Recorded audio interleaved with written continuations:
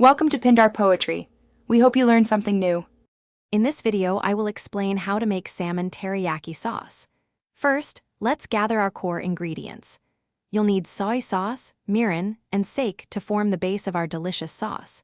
Make sure to have a small saucepan ready, as we'll be combining these liquids and bringing them to a gentle simmer. This initial step is crucial for building a rich, authentic flavor profile for your salmon. Now, let's enhance our sauce with some sweet and savory elements.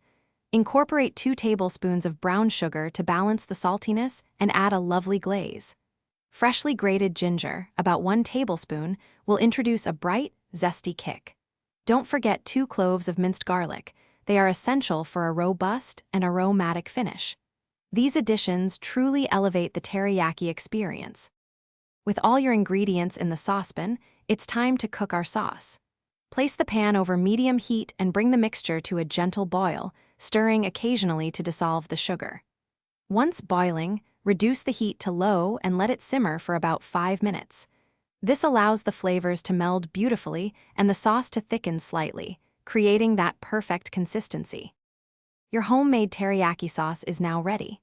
Brush it generously onto your perfectly cooked salmon, ensuring every piece is coated in that glossy, flavorful goodness.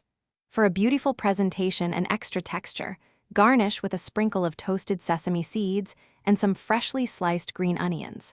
This sauce also works wonderfully with chicken or tofu. Remember to check the description below for a link to Little Tree's black ice and other great deals. Enjoy your delicious meal. Thanks for watching. Consider subscribing if we helped you.